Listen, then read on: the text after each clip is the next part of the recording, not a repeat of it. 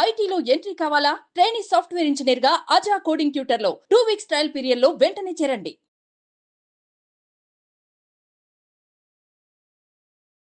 Welcome to Suman TV. నేను మీ Suman TV Nag. చాలా మందికి వేదిక్ ఆస్ట్రాలజీ ప్రకారం కనుక మనం చూసుకుంటే అంటే మ్యారేజెస్లోనే చాలా డ్యామేజెస్ మనం చూస్తూ ఉంటాము.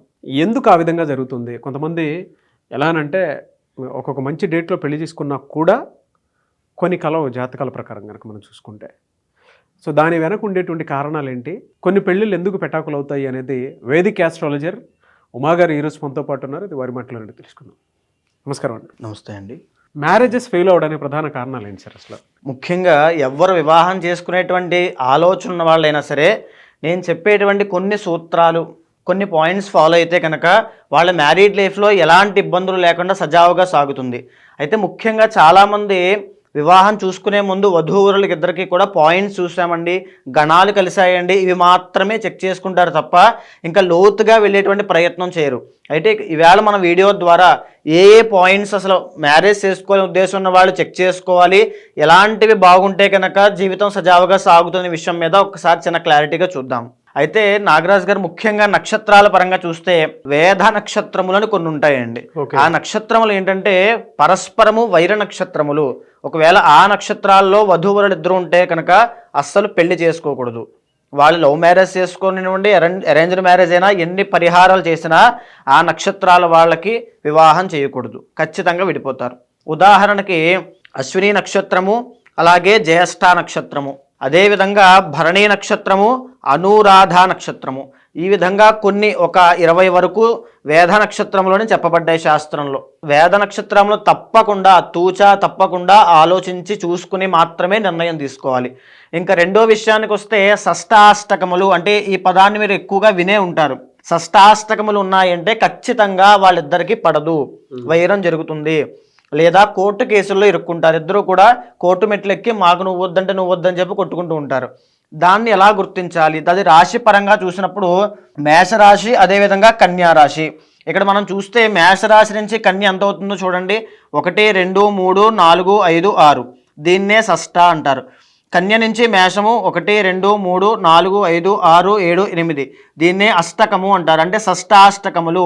మేషకన్యలు షష్టాష్టకములు అయ్యాయి. ఎవరైనా సరే పెళ్లి చేసుకోవాలని ఉద్దేశం ఉన్న వాళ్ళు మేషరాశి కన్యారాశి వాళ్ళు అస్సలు వివాహం చేసుకోకూడదు. అదేవిధంగా ఉదాహరణ చూసుకుంటే తులారాశి మీనరాశి 1, 2, 3, 4, 5, 6, ఇక్కడి నుంచి లెక్క వేసుకుంటే 8 షష్టాష్టకములు. అలాగే ఇంకొక పాయింట్ మనం చూసుకుంటే ద్విర్ద్వాదశములు అంటారు. అంటే 2, 12, ఈ 2, 12 వచ్చేటువంటి రాశులు కూడా వివాహం చేసుకోకూడదు. ఉదాహరణకి కుంభరాశి మీనరాశి, అంటే ఇక్కడి నుంచి చూసుకుంటే 2 అవుతుంది, ఇక్కడి నుంచి లెక్క వేసుకుంటే 12 అవుతుంది. కుంభరాశి మీనరాశి వాళ్ళు అస్సలు పెళ్లి చేసుకోకూడదు. అదేవిధంగా మేషరాశి వృషభ రాశి, వీళ్ళు కూడా ద్వాదశల్లోకే లెక్క వస్తారు. కాబట్టి మేషరాశి వృషభ రాశి వారు కూడా వివాహానికి అనర్హులు. అదేవిధంగా ఇంకా చూస్తే ఏక నక్షత్రము, చాలామంది చేసేటువంటి తప్పు ఏంటంటే ఫర్ సపోజ్ అబ్బాయిది కృత్తికా నక్షత్రం ఉంది అనుకోండి, అమ్మాయిది కూడా కృత్తికా నక్షత్రం ఉందనుకోండి, పెళ్లి చేసుకోవచ్చా లేదా అనేటువంటి ఆలోచన సందేహం వస్తుంది. ఇక్కడ ఫర్ సపోజ్ అబ్బాయిది కృత్తికా నక్షత్రం 1వ పాదం అయింది, అమ్మాయిది 2వ పాదం అయింది అనుకోండి, తప్పకుండా చేసుకోవచ్చు. పాద భేదం ఉన్నట్లయితే తప్పకుండా చేసుకోవచ్చు. అదే అబ్బాయిది 1వ పాదము, అమ్మాయిది కూడా 1వ పాదం, ఒకే నక్షత్రము, ఒకటే పాదము, ఒకటే రాశి అయినప్పుడు వివాహానికి అనర్హులు. చేసుకున్నట్లయితే ఆ సంసారము నిలబడదు. కాబట్టి ఏక నక్షత్రం అనేటువంటి విషయం మీద కూడా చాలా శ్రద్ధగా చూసుకోవాలి. ఇంకా చూస్తే త్రిజ్యేష్ఠ, ఈ త్రిజ్యేష్ఠ అనే పదం కూడా చాలామంది ముహూర్తాల సమయంలో ఎక్కువగా వినే ఉంటారు. ఈ త్రిజ్యేష్ఠ అనేటువంటి పదానికి అర్థం ఏమిటనంటే ఏదైనా సరే 3 జ్యేష్ఠ అనేటువంటి అర్థం వచ్చే విధంగా ఉంటే అక్కడ అది పనికి రాదు అని అర్థము. ఉదాహరణకి అబ్బాయి పెద్ద అబ్బాయి అనుకోండి, ఆ కుటుంబంలో పెద్ద అబ్బాయి, అతన్ని జ్యేష్ఠుడు అంటారు, ఆ జ్యేష్ఠ అనే పదము. అదే అమ్మాయి కూడా పెద్ద అమ్మాయి, జ్యేష్ఠురాలు అంటారు, అక్కడ కూడా జ్యేష్ఠ. ఉదాహరణకి వీళ్ళిద్దరిలో ఎవరిదో ఒకరిది జ్యేష్ఠ నక్షత్రం అయిందనుకోండి, ఆ వివాహం పనికిరాదు. ఎందుకు? జ్యేష్ఠురాలు, జ్యేష్ఠుడు, జ్యేష్ఠ నక్షత్రము. లేదా వీళ్ళిద్దరికి జ్యేష్ఠ మాసంలో ముహూర్తం పెట్టారనుకోండి, అదే పనికిరాదు. ఎందుకంటే జ్యేష్ఠురాలు, జ్యేష్ఠుడు, జ్యేష్ఠ మాసము, అలా 3 త్రిజ్యేష్ఠ అనేటువంటి శబ్దం వచ్చే విధంగా ఆ పని ముందుకు వెళ్ళకూడదు, వెళ్ళినా సరే నిలబడదు. అంటే మనకి ఇచ్చేటువంటి శాస్త్రంలో ఇచ్చేటువంటి అదొక సూచన. ఆ త్రిజ్యేష్ఠ అనే పదానికి వస్తున్నప్పుడు జ్యేష్ఠ మాసంలో అయినా జ్యేష్ఠ నక్షత్రంలో అయినా పెళ్లి చేయకూడదు, చేస్తే సంసారం నిలబడదు. అదేవిధంగా ఇంకా చూసుకుంటే వారి యొక్క అంతర్గత జాతకంలో కళత్రాన్ని చాలా డీప్గా గమనించాలి. ఉదాహరణకు కళత్రం 7వ స్థానం కాబట్టి 7వ స్థానంలో ఏ రాహువో ఉన్నాడు అనుకోండి, ఆ యొక్క సంసారంలో ఆర్టిఫిషియల్ ఒక మెకానికల్ రిలేషన్షిప్ అవుతుంది తప్ప దాంట్లో ఒక ప్రేమ, అనుబంధము, అన్యోన్యత అనేటువంటి లోపిస్తాయి. కాబట్టి 7th హౌస్లో రాహు ఉండేటువంటి వధూవరులను చేసుకునే ముందు చాలా జాగ్రత్తగా ఆలోచించి చేసుకోవాలి. అదే 7వ స్థానంలో శుక్రుడు ఉన్నాడు అనుకోండి, చాలామందికి 7వ స్థానంలో శుక్రుడు ఉచ్చస్థితిలో ఉన్నా లేకపోతే స్వక్షేత్రంలో ఉన్నా పెళ్ళైన తరువాత కూడా ఎక్స్ట్రా మ్యారిటల్ అఫైర్స్ అనేవి ఉంటాయి. కాబట్టి ఆ విషయాన్ని కూడా చాలా కూలంకషంగా చూసి నిర్ణయించుకోవాలి. ఒకవేళ 7th హౌస్లో ఏ కుజుడో ఇక్కడ 7th హౌస్లో ఏ కుజుడో నీచ స్థితిలో ఉన్నాడు అనుకోండి కర్కాటకంలో, ఖచ్చితంగా పెళ్ళైన తర్వాత భర్తకి కానీ భార్యకి కానీ గండం అనేటువంటిది ఉంటుంది. కాబట్టి 7th హౌస్ అనేది మ్యారేజ్కి సంబంధించి చాలా ఇంపార్టెంట్ భావము. దాని మ్యారిటల్ అఫైర్స్ కూడా ఇక్కడ 7th హౌస్ రీజన్ అని చూసుకోవాలండి. 7th హౌస్ అంటే శుక్రుడిని 7వ స్థానాన్ని రెండింటినీ గమనిస్తే ఆ వ్యక్తికి పెళ్ళైన తర్వాత ఎన్ని అఫైర్స్ ఉంటాయో కూడా తెలిసిపోతుంది. సో శుక్రుడు భోగ లాలసకి కారకుడు కాబట్టి, శయ్యాసుఖానికి కారకుడు కాబట్టి ఆయన చూసి మనం చెప్పొచ్చు. అదేవిధంగా ఇంకా పంచమ స్థానం దేనికి చూడాలి అని అంటే సంతానం కోసం చూడాలి. అసలు వివాహం దేనికి చేసుకుంటున్నాం అంటే సంతానం కోసమే చేసుకుంటున్నాం. మన వంశం వృద్ధి చెందడం కోసం మాత్రమే మనం వివాహం చేసుకుంటాం. అలాంటి సంతానము, సత్సంతానం కలిగేటువంటి యోగము ఆ అమ్మాయికి ఉందా లేదా, మనం ఆ అమ్మాయిని పాణిగ్రహణం చేసుకునేటువంటి విషయం దేనికోసం అంటే మంచి సంతానాన్ని అమ్మాయి ప్రొడ్యూస్ చేయాలి కాబట్టి ఆరోగ్యవంతురాలు ఉండాలి. కాబట్టి ఒకవేళ ఆ అమ్మాయికి ఏ పంచమ స్థానంలో కుజుడు నీచ స్థితిలో ఉన్నాడు అనుకోండి, నేటి సమాజంలో PCOD, PCOS లాంటి సమస్యల వల్ల సంతానం కలగలేదు అనుకోండి, అసలు సంతానమే కలగదనుకుంటే వివాహం చేసుకునే అర్థం ఏమిటి? కాబట్టి పంచమ స్థానాన్ని తప్పకుండా చూసి సంతాన స్థానం బాగుందా లేదా అనే విషయాన్ని నిర్ధారించుకున్న తరువాత మాత్రమే ముందుకెళ్ళమని జ్యోతిష్ శాస్త్రం చెబుతోంది. ఈ విషయాన్ని కూడా చాలా కరాఖండిగా చూసుకోవాలి. ఇకపోతే ముహూర్తము, ఇవన్నీ బాగున్నా చేసుకునేటువంటి ముహూర్తం బాగాలేదనుకోండి, ఆ పెళ్లి పెటాకులు అయిపోయినట్టే. ఇంకా ముహూర్తంలో ఏవేం చూసుకోవాలి, ఒకవేళ ముహూర్తం చూసుకునేటువంటి సమయానికి ఉన్నటువంటి లగ్నం ఆధారంగా లగ్న శుద్ధి ఉండాలి, అదేవిధంగా సప్తమ శుద్ధి ఉండాలి, అష్టమ శుద్ధి ఉండాలి.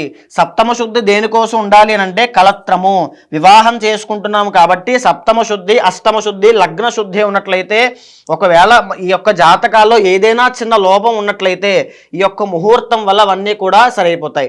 కాబట్టి ముహూర్త బలం అనేటువంటిది చాలా ముఖ్యము.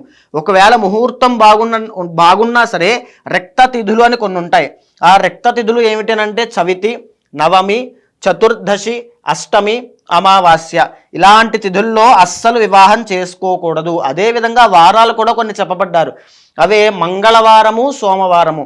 మంగళవారం కనుక వివాహం చేసుకున్నా, వివాహం కోసం అంటే పెళ్లి చూపుల కోసం వెళ్ళినా, వివాహం కోసం మొదటి ప్రయత్నంగా మాట్లాడినా ఆ వివాహంలో శుభం అనేటువంటిది జరగదు, అంటే మరణం అనేటువంటిది జరుగుతుంది, ఎవరో ఒకరికి ప్రాణహాని ఉంటుంది.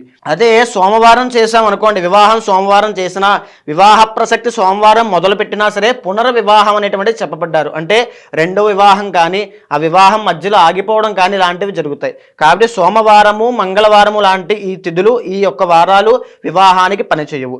అదేవిధంగా ఏకోదర వివాహము అని అంటారు. అంటే ఏమిటనంటే ఇద్దరు కొడుకులు ఉన్నారు, ఇద్దరు కూతుర్లు ఉన్నారు, వీళ్ళిద్దరికీ పెళ్లి చేయకూడదు. అంటే వాళ్ళు సవతి కొడుకులైనా సవతి కూతుర్లైనా సరే పెళ్లి చేయకూడదు. కనీసం 6 మాసాలు గ్యాప్ ఉండాలి. 6 మాసాల లోపులోనే చేసేసారు అనుకోండి, మొదటి వివాహం ఎవరైతే చేసుకుంటున్నారో వాళ్ళకి వియోగం అనేటువంటిది కలుగుతుంది, అంటే విడిపోవడం అనేటువంటిది జరుగుతుంది. సో ఈ రకంగా ఏకోదర వివాహాన్ని తప్పకుండా చూసి నిర్ణయించుకోవాలి. ఇంకా అదేవిధంగా మనం మాట్లాడుకున్నాం నిన్న మొన్న వీడియోస్లో కుజ దోషము, కాలసర్ప దోషము, ఇవన్నీ దేనికనంటే ఆ యొక్క వ్యక్తి జాతకంలో కళత్ర స్థానం ఎలా ఉంది, వివాహం చేసుకున్న తర్వాత అభివృద్ధి అనేది ఉంటుందా లేకపోతే పతనం అయిపోతారా. కొంతమంది మన ఇంట్లోకి అడుగుపెట్టిన తర్వాత అనేక రకాల ఇబ్బందులు వస్తాయి. కొంతమంది మన ఇంట్లోకి అడుగుపెట్టిన మహాలక్ష్మి కలిసి వచ్చింది అని అంటాం. అంటే వ్యక్తి యొక్క జాతకురాలు ఇంట్లోకి వచ్చిన తర్వాత లక్ష్మీ జాతకం ఉంటుంది, దరిద్ర జాతకం కూడా ఉంటుంది. అవన్నీ కూడా అంతర్గత జాతకం ద్వారా చూసి నిర్ణయించుకుని చేసుకోవాలి. అయితే మాకు తెలియక మేము ఇవన్నీ చూసుకోలేక మేము వివాహం చేసేసుకున్నామండి, మాకు ఎన్నో రకాల సమస్యలు వస్తున్నాయి, ఉదాహరణకి మాకు సంతానం కలగట్లేదు అనుకున్నారనుకోండి, ముఖ్యంగా మీ యొక్క అంతర్గత జాతకం చూసిన తర్వాత ఏ గ్రహం దానికి కారణం అవుతోంది, ఏ దోషం దానివల్ల ఇబ్బంది పడుతున్నారనే విషయాన్ని గమనించి దాని దానికి తగ్గ శాంతి పరిహారములు. ఉదాహరణకి దాంపత్య పాశుపత హోమము అని ఒకటి ఉంటుంది. ఆ దాంపత్య పాశుపత హోమం చేయడం వల్ల ఏదైతే ఇక్కడ దోషాలు చెప్పబడ్డాయో ఆ దోషాల వల్ల వచ్చేటువంటి సమస్యల్ని సమూలంగా నాశనం చేయడం కోసం దాంపత్య పాశుపత హోమం చేయాలి. ఇద్దరూ కూడా, మొగుడు పెళ్ళము ఇద్దరూ కూడా కూర్చుని తప్పకుండా చేయాలి. లేదు దాంపత్యం చాలా బాగుంది కానీ వంశం వృద్ధి చెందట్లేదు, అంటే సంతానం కలగట్లేదు అనే దానికి చాలా రకాలుగా ఉంటాయి. ఒకటి పితృదోషం అవ్వచ్చు, కుజదోషం అవ్వచ్చు, ఇందాక నేను చెప్పినట్టు పంచమ స్థానం అమ్మాయి జాతకంలో పాడవచ్చు. దీనికి సంతాన పాశుపత హోమం అనేటువంటిది చెప్పబడింది. సో సంతాన పాశుపతాన్ని సుబ్రహ్మణ్య ఆరాధన చేయించడం వల్ల తప్పకుండా సంతానము బాగుంటుంది, కలత్రము అంటే ఇద్దరి మధ్యలో అన్యోన్యత కూడా చాలా బాగుంటుంది. అదేవిధంగా కొంతమంది జాతకాల్లో మనం చూసినట్లయితే ఇందాక నేను చెప్పాను, సప్తమ స్థానంలో శుక్రుడు కనుక ఉన్నట్లయితే వాళ్ళకి ఎక్స్ట్రా మ్యారిటల్ అఫైర్స్ అని ఉంటాయి. అంటే వారి యొక్క స్వయంకృతాపరాధంతో పాటు వాళ్ళకి పూర్వజన్మలో ఉన్నటువంటి కర్మ అది, అంటే 10 మంది వశమయ్యేటువంటి ఆ యొక్క గుణము వారి యొక్క స్వభావము ఆ యొక్క జాతకం ద్వారా వస్తుంది. దానికోసము వారికి, అంటే ఫర్ సపోజ్ ఎవరైనా మీ భర్తకి కానీ భార్యకి కానీ ఏమైనా ఎక్స్ట్రా మ్యారిటల్ అఫైర్స్ ఉన్నాయి, లేకపోతే ఈ రకమైన సమస్యతో ఎవరైనా బాధపడుతూ ఉంటే దానికి కొన్ని ప్రత్యేకమైన పాశుపతాలు చెప్పబడ్డాయి. అవి చేసినట్లయితే శుక్రుడి యొక్క అనుగ్రహం కలగడం వల్ల అవన్నీ కూడా సమూలంగా నాశనం అయిపోతాయి, దగ్ధం అయిపోతాయి. ఏదైతే పాణిగ్రహణం చేసుకున్నారో అగ్నిసాక్షిగా ఆ భార్య లేదా ఆ భర్త అనుగ్రహం తప్ప, అన్యోన్యత తప్ప మూడో వ్యక్తి ఆ యొక్క రిలేషన్లోకి రాలేరు. అదే ఆ యొక్క ప్రత్యేక పాశుపతం చేయడం వల్ల వచ్చేటువంటి ఉపయోగము. ఎవరైనా వీటితోటి అంటే ఫెయిల్ మ్యారేజెస్ ఉంటాయి, లేదంటే డ్యామేజ్ అవ్వడం రెడీగా ఉండేటువంటి మ్యారేజెస్ కొన్ని ఉంటాయి జనరల్గా. కొన్ని ఎక్స్ట్రా మ్యారిటల్ అఫైర్స్ వల్ల జరిగేటువంటివి కూడా కొన్ని ఉంటాయి. కొన్ని వంశాభివృద్ధి సరిగ్గా లేకపోవడం వల్ల వదిలేద్దాం అనుకునేటువంటి వాళ్ళు కూడా కొంతమంది ఉంటారు. వేదిక్ ఆస్ట్రాలజీ దానికి ఏం చెప్తున్నారు? రెమెడీ ఉందా? మిమ్మల్ని అప్రోచ్ అవ్వచ్చా? తప్పకుండా అండి. ఇవన్నీ నేను చెప్పేటువంటి విషయం దేనికోసం అనంటే, చేసుకోని వాళ్ళు, అంటే వివాహం ఇంకా కాలేదు అనుకున్న వాళ్ళు జాగ్రత్తలు తీసుకోవాలి. వివాహం అయిపోయింది అనుకున్న వాళ్ళు తప్పకుండా పూజా కార్యక్రమం చేయాలి. దానికి సంబంధించిన పాశుపత పూజలు చేస్తే మీ యొక్క సంసారము, మీ యొక్క దాంపత్యము ఖచ్చితంగా నిలబడుతుంది. మీ హస్బెండో లేకపోతే మీ వైఫో తప్పకుండా మీ మాట వింటారు. అదే ఆ దాంపత్య పాశుపత హోమం చేసేటువంటి మహిమ. తప్పకుండా పూజలు చేయండి, అప్రోచ్ అవ్వండి. ఏదైతే దోషము మిమ్మల్ని ఇబ్బంది పెడుతుందో చూసి కూలంకషంగా మీతో చర్చించిన తర్వాత మీతోనే ఆ హోమం చేయించడం వల్ల మీ యొక్క సంసారం అనేది చాలా బాగుంటుంది. Anyways thank you so much Uma గారు. నమస్తే అండి. సో చూసారు కదండి వీడియో. ఈ వీడియోపై మీ అభిప్రాయాన్ని కామెంట్ బాక్స్లో పోస్ట్ చేయండి. మీరు కనుక ఉమా గారిని అప్రోచ్ అవ్వాలి అనుకుంటే స్క్రీన్ మీద మీకు కాంటాక్ట్ నెంబర్ కనిపిస్తుంది. అని మీరు కాల్ ఆర్ మెసేజ్ వాట్సాప్ చేసినా సరే మీరు అపాయింట్మెంట్ తీసుకొని, సో మీకు ఏదన్నా ఇందులో డౌట్స్ ఉన్నాయి అని అంటే క్లియర్ చేసుకోవచ్చు.